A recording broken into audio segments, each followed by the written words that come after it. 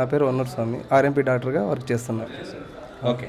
So ఇప్పుడు ఏంటంటే ముఖ్యంగా వైఎస్ఆర్ కాంగ్రెస్ పార్టీ గురించి కానీ జగన్ గారికి సంబంధించి కానీ కూటమి పార్టీలు కానీ ఒక వర్గం మీడియా కానీ ఏం చెప్తారంటే కార్యకర్తలు పార్టీ నుంచి వెళ్ళిపోకుండా ఉండేందుకు, నాయకులు వెళ్ళిపోకుండా ఉండేందుకు జమిలి ఎన్నికలు వస్తున్నాయి, 2020 ఎన్నికలు రాబోతున్నాయి, మనం గెలుస్తామని చెప్పి కలలు కంటున్నారు అనేటువంటి ఒక కామెంట్ చేస్తూ ఉన్నారు. నిజంగా జమిలి ఎన్నికలు రాబోతున్నాయా? ఒకవేళ వస్తే గెలిచే అవకాశాలు ఏమన్నా ఉన్నాయా అంటే ఏం చెప్తారు? సార్ 100% జమిలి ఎన్నికల కోసం ప్రతి కార్యకర్త వెయిట్ చేస్తున్నాం. జమిలి ఎన్నికలు ఎప్పుడు వస్తాయనేది మాకు ఈ ఇయర్లో కాకుండా నెక్స్ట్ ఇయర్లో వచ్చినా కూడా దానికి సిద్ధంగా ఉన్నాం. ప్రతి కార్యకర్త సిద్ధంగా ఉన్నారు. జగన్ గెలిపించుకోవాలా, జగన్ అన్న సీఎం చేసుకోవాలని ప్రతి కార్యకర్త సిద్ధంగా ఉన్నారు. ఓకే. సో మేము జమిలి ఎన్నికలకైతే ఎటువంటి పరిస్థితుల్లో దానికి తగ్గేదైతే లేదు. జమిలి ఎన్నికల కోసమే వెయిట్ చేస్తున్నాం. మాది కావాలి, అది రావాలి. అంటే మొన్నటి ఎన్నికల్లో పనిచేయలేదు కార్యకర్తలు? మొన్న ఎన్నికల్లో 100% పనిచేసినారు. బట్ ఈవీఎంస్ వల్ల ఇట్లా జరిగిందని ప్రతి ఒక్కరు అంటున్నారు. ప్రతి ఒక్కరు అనేది కాదు, చాలా వరకు 100% అది కూడా జరిగింది. బట్ మేము దానిపైన బేస్ కావాలి. మాకి 100% చెప్పిన ప్రతి పథకము జగన్ అమలు చేసినాడు. బట్ జనాల్లో ప్రతి కార్యకర్తకి ప్రతి నియోజకవర్గంలో కానీ ఎక్కడికి వెళ్ళినా జగన్ అన్న పైన ఒకే అభిమానంతోనే ఉన్నారు. బట్ చంద్రబాబు చెప్పిన హామీలు అన్ని దొంగ హామీలే. ఒక్కటి కూడా నిజాయితీగా ఎప్పుడు చేయలేదు.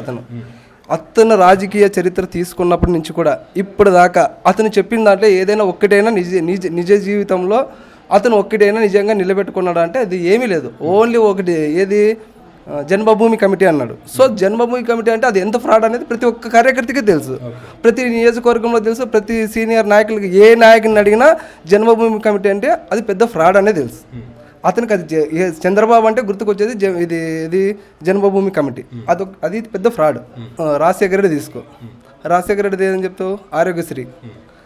ఆరోగ్యశ్రీ కావచ్చు, రైతు రుణమాఫీ కావచ్చు, లేదా విద్యుత్ పరంగాని ఏది చెప్పినా చెప్పింది తూచా తప్పకుండా 100% పక్కా చేశాడు. సో జగన్ అన్నది తీసుకుంటే నవరత్నాల్లో ప్రతి హామీ 2 ఇయర్స్ కరోనాలో కూడా మనకి బడ్జెట్ లేదు, ఏమీ లేదు, ఏం చేసినాడో తెలియదు. ప్రతి కార్యకర్తకు కానీ కార్యకర్త అనేది కాదు, ప్రతి వ్యక్తి అర్హులు, ప్రతి ఒక్క అర్హులకి కులం జుల్లా, మతం జుల్లా, పార్టీ జుల్లా, ప్రతి ఒక్కరికి అర్హత ఉన్న ప్రతి ఒక్కరికి లబ్ధిదారులుగా చేసినాడు.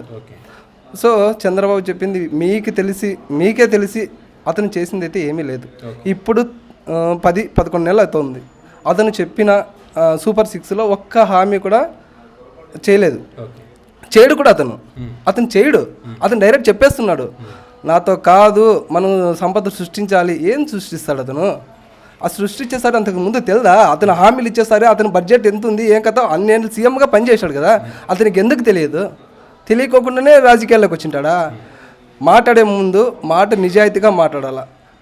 ఒక వ్యక్తికి మనం మాట ఇస్తున్నామంటే మాట తప్పుకోకుండా చేయాలా, లేదా చేయొద్దు. నా చేత కాదు, అవునయ్యా జగన్ వచ్చాడు, 5 years చేశాడు, అతను ఏమీ చేయలేదు, మనతో ఏమీ బడ్జెట్ లేదు, నేను చేయలేను, నాకు అవకాశం ఇవ్వండి, నేను సంపద సృష్టించిన దాంట్లో నేను ఇస్తా. అది మొగను మాట, అది కాదు కదా మాట్లాడింది. అతను నిజాయితీగా మాట్లాడాలి. ఒక నిజాయితీగా ఎందుకు నిజాయితీగా అంటున్నా అంటే అతన్ని ప్రపంచంలోనే నెంబర్ 1 సీఎం, తెలుగులో నెంబర్ 1 అని చెప్పారు. సో అంత నెంబర్ 1 అయినప్పుడు నిజాయితీగానే మాట్లాడాలి. మాట్లాడే ముందు నిజాయితీగా మాట్లాడింటే అది సంతోషించేవాడిని. చంద్రబాబు విషయంలో నేను తప్పు పట్టట్లేదు, అతను మంచి వ్యక్తినే, నేను లేదని లేదు. మాత్రము ప్రతి మాట తప్పుతాడు.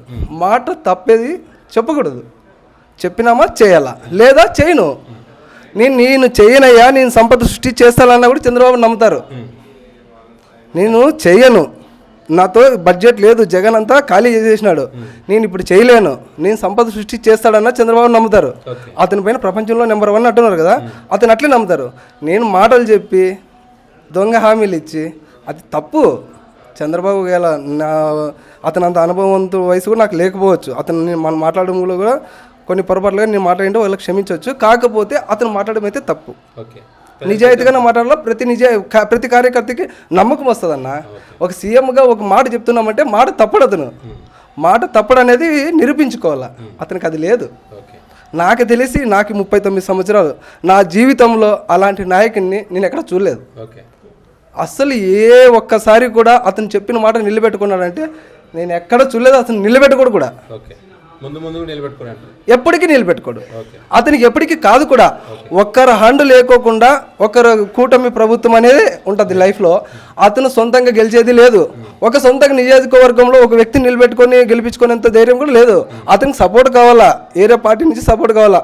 మన ఏది పవన్ కళ్యాణ్ పార్టీ, జనసేన కావచ్చు, బీజేపీ కావచ్చు, ఇంకోటి ఏదో కావచ్చు. ఒక్కొక్కసారి సిపిఎం అంటాడు, ఇంకోటి అంటాడు. అతనికి ఎప్పటికీ ఏది కాదు. అతనికి అండ్ వాళ్ళు వీళ్ళు కావాల్సి వస్తుంది. కానీ సొంతంగా నీతి నిజాయితీగా రాజకీయాలు చేస్తే నిజాయితీగానే గెలుస్తాడు. నిజాయితీ లేదు. వ్యక్తి మంచి, మాట్లాడే మాట నిజాయితీ లేదు. అది నెక్స్ట్ కూడా ప్రతి ఒక్క కార్యకర్త వెయిట్ చేస్తున్నాడు. జమిలీ ఎన్నికలు అంటున్నారు కదా మీరు, జమిలీ ఎన్నికల కోసం చాలా వెయిట్ చేస్తున్నాం. నెక్స్ట్ ఇయర్లో వచ్చినా, ఇప్పుడు నెక్స్ట్ మంత్లో వచ్చినా కూడా ప్రతి కార్యకర్త జగన్ అన్న కోసం ఓటేసే సిద్ధంగా ఉన్నారు. పక్క నెక్స్ట్ సీఎం జగన్.